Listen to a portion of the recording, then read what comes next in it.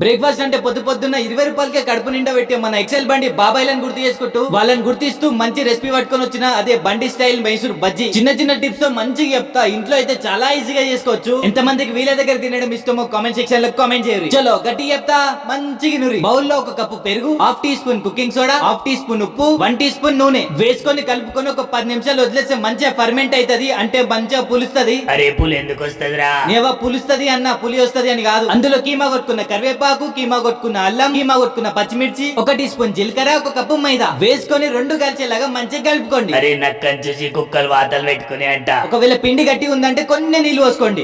నువ్వు మనిషివా ఊరి మీద దున్నపోతువా? అవి వాతలన్న పెట్టుకొని వాంతులన్న పెట్టుకొని దాన్ని ఎందుకు డిస్టర్బ్ చేస్తున్నావు? సర్లే కానీ పిండిని కొట్టుకుంటా కలిపి ఇట్లా స్మూత్ అయిపోతుంది. చూపిస్తున్న విధానంగా కలుపుకొని ఒక అర్ధగంట పక్కన పెట్టండి. అర్ధగంట తర్వాత పిండి అయితే బరాబర్ రెడీ అవుతుంది. అప్పుడు యుద్ధానికి సిద్ధం కావాలి. చేతులకి కొన్ని నీళ్లు పెట్టుకొని కొంచెం పిండిని నూనె వేసుకోండి. ఒకటి మాత్రం జాగ్రత్త, నూనె మాత్రం మీడియం టు హై ఫ్లేమ్ లోనే ఉండాలి. ఒకవేళ లో ఫ్లేమ్ లేచిరంటే పానకం పీడ్చుకున్న గులాబ్ జామున్ లెక్క మొత్తం నూనె విడుచుకుంటాయి. మధ్యలో ఇట్లా తింపుతూ కలుపుతూ మంచి బంగారం కలర్ రాగానే తీసేయండి. ఇదే ప్రాసెస్ లో మిగతావన్నీ కూడా వేసుకొని మంచిగా ఫ్రై చేసుకోండి. ఇంతే అండి, చాలా సింపుల్ గా ఉంది కదా. వీలున్నప్పుడు ట్రై చేయండి.